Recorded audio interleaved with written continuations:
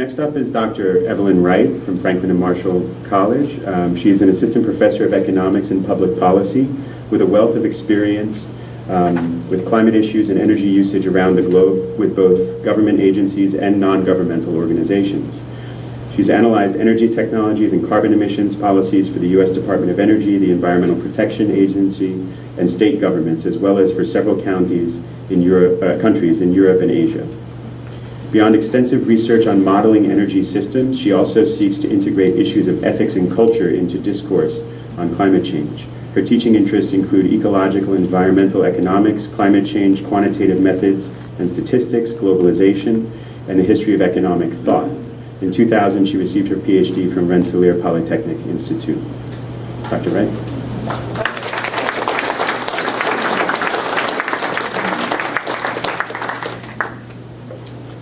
Thank you, Joe. So we've heard a lot about the need and what we need to, what the science tells us and what we need to accomplish. And we've heard a lot about the individual and community scale activities that we can take now. And that is absolutely where change is going to take place. Both in the beginning and in the end, it's going to be individuals, cities, campuses making decisions. But what do we need to do as a nation? And how can we reorient our national policy to best incentivize getting there, the kind of market transformation that Joe talked about in the introduction? So I want to come back to this idea that Joe gave us about the fee and dividend approach, why we think that's a good idea, and also think about what are the roadblocks? Why has it been so difficult for us to come up with a serious climate policy in the U.S.? We've known the science for decades now. Why has this been so hard, and what is it going to take for us to get there? So, as Joe said, we need to put a price on carbon. We need to both capture the real social costs of emitting carbon, all of the costs of the damages that carbon emissions are doing, that currently all of the companies that make and use fossil fuels and all of us are dumping for free onto the environment. And make emitting costly, and by extension, make saving emissions profitable. And that both changes people's behavior in an immediate decision, but even more importantly, it incentivizes innovation in the long run.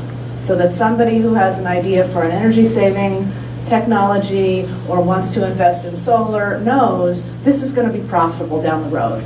And it's only going to get more profitable as time goes on.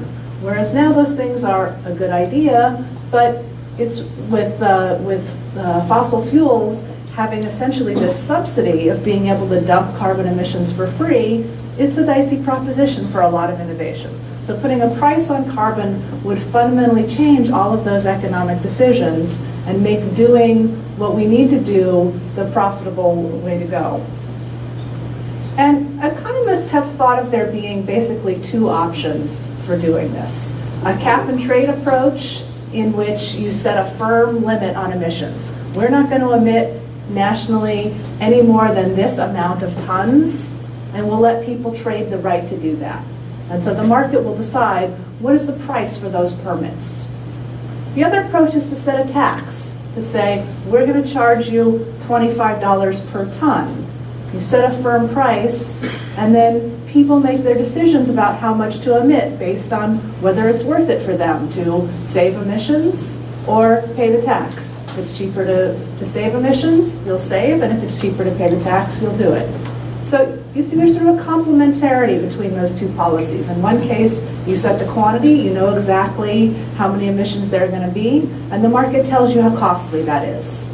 In the other approach, you set the price, you know exactly what the price is going to be, and the market tells you how many emissions there are going to be. We don't really know until people make those decisions.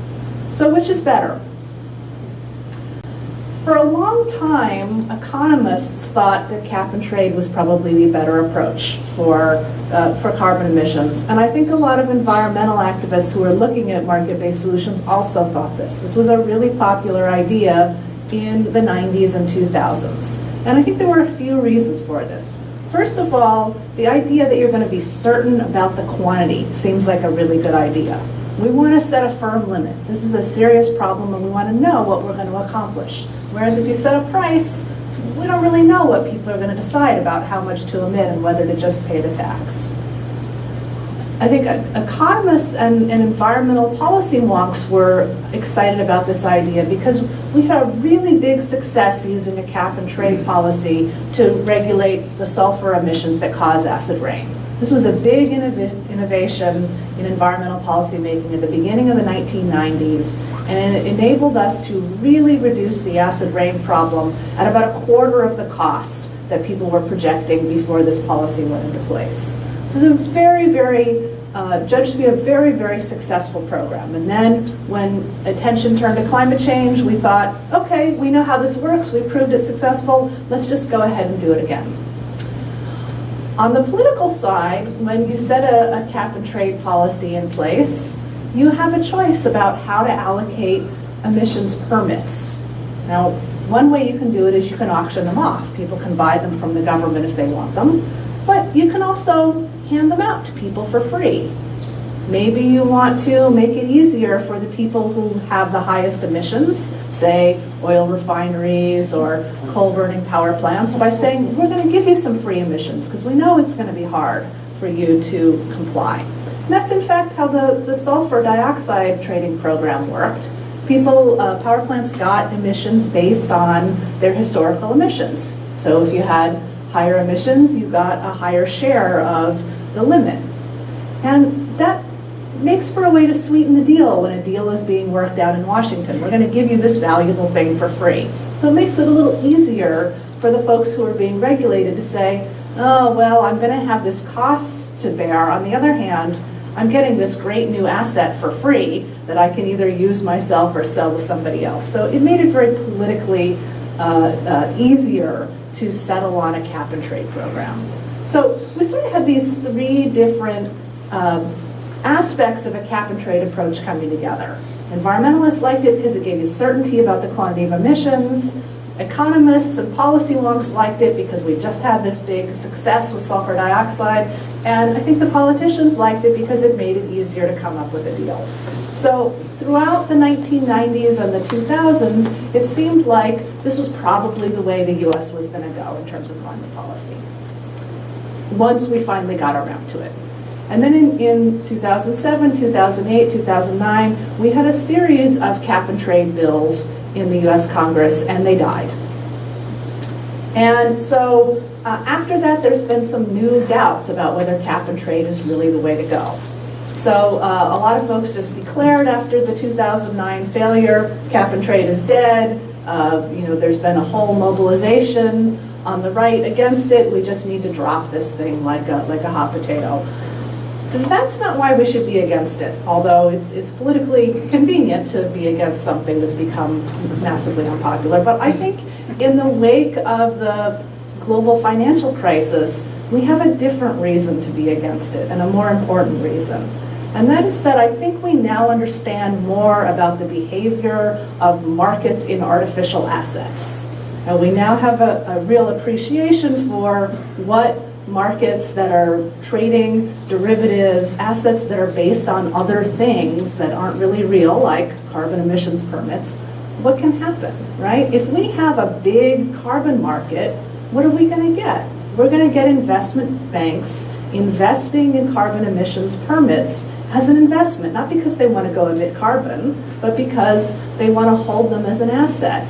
And we're going to get all kinds of derivatives that are based on futures prices for carbon emissions. We know about financial innovation now, and we know what its consequences are. And I think we have to assume that something like that would eventually happen in a carbon market. Even in the sulfur dioxide market, which is what you're seeing in this graph here, this is a very small market. It's only coal-fired power plants. It's not all of us with our automobiles, right? It's a very tiny market relative to what a carbon market would be. But they had enormous price volatility because of expectations about changes in the market and things that EPA was doing and changes in fuel prices. Imagine if we ultimately needed to pay the price for carbon permits every time we bought electricity or put gas in our car, right? We probably wouldn't, in a system like that, be buying and selling those permits ourselves, but the prices of them would be passed on to us.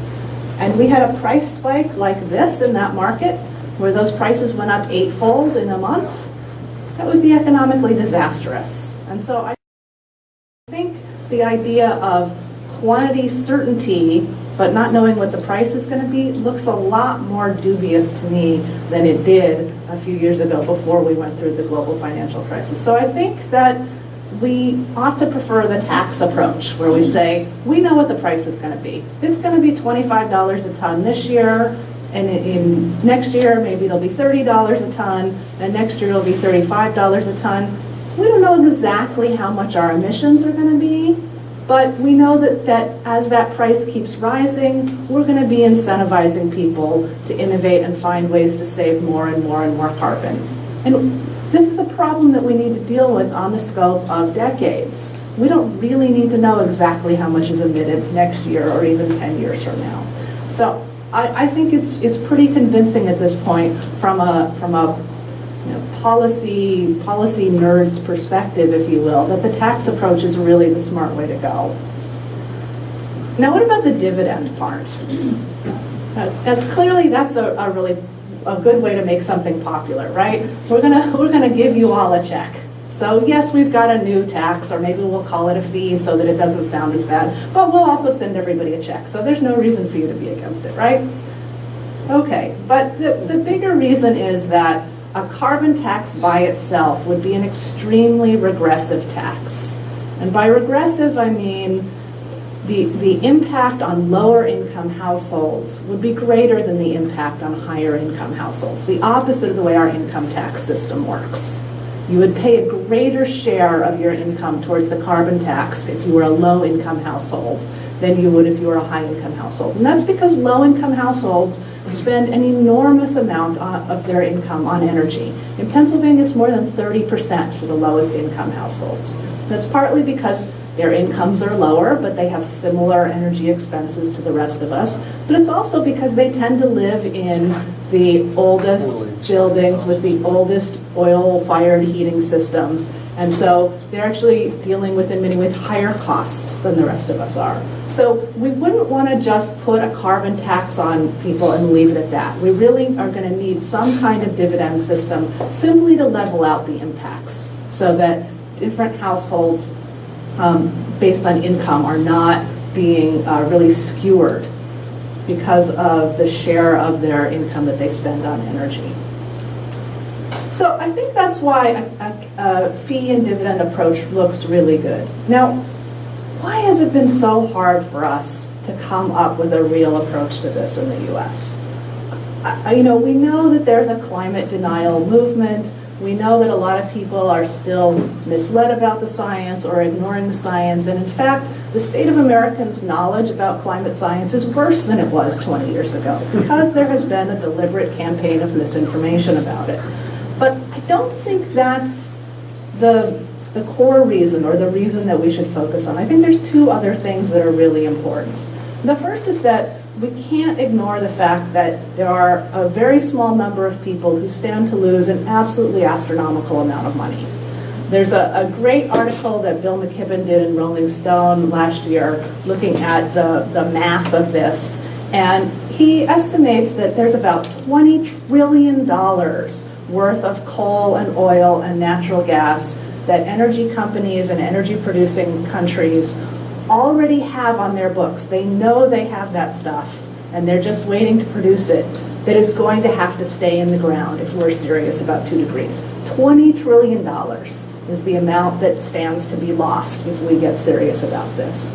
And that means that there's a very, very powerful incentive to put this off as long as possible and say whatever it takes about the science and the scientists in order to get us to delay. And so I think we have to be really honest about the fact that most of us are not going to be greatly economically impacted if we decide to do the right thing and take this seriously. But there are a small number of people who will lose an absolutely enormous amount of money.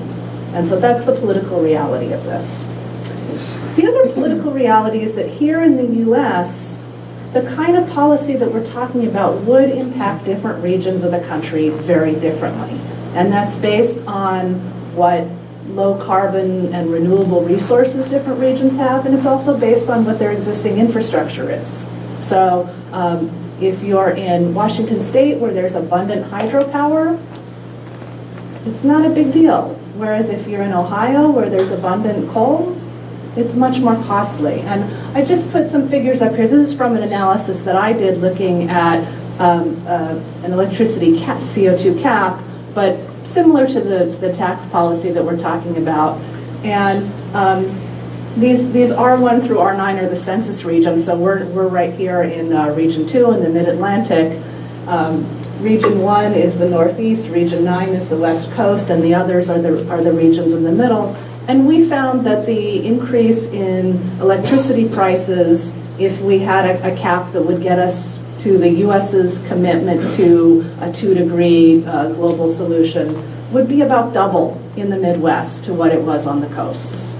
So that's a very real difference. And so I don't think it's coincidental that the parts of the country that have already taken on climate policies and climate goals, the Northeast states with the Regional Greenhouse Gas Initiative, California with an ambitious climate target, are the places where it's going to be cheapest to do that. And the states whose legislators have been the most resistant are in the states where it's going to be the most expensive to do that. And that's another political reality that we need to think about. And Joe mentioned having a dividend that would go equally to all households. There's a certain fairness appeal to that, but it may be that we also need to recognize these differences in impacts and actually have a dividend be higher in the regions where people are going to be more impacted because of the differences in their resources, at least during a transitional period. So what is it going to take to get us there based on these realities? I think most importantly, it's a really powerful political movement. You know, there are some very real forces arrayed against this, and that means there's got to be citizen pressure. And this is really possible. A majority of Americans, despite what we hear in the media, believe that climate change is real and want the government to do something about it. And even bigger majorities, more than 2/3, want to see action on clean energy. This is something that Americans can really have a consensus around. And almost 1/3 are interested in joining a movement like the Citizens Climate Lobby to push for climate policies. These figures come from the Center on Climate Communication at George Mason University, which does annual polls about people's attitudes about climate and energy. Some really good stuff there. So we need political pressure, and we also need smart policy design that takes into account these issues. And I think as long as the movement like this one keeps growing, this is something that is achievable, as hopeless as it can sometimes feel when we look at what's going on in the U.S. media and in the Congress. Thanks.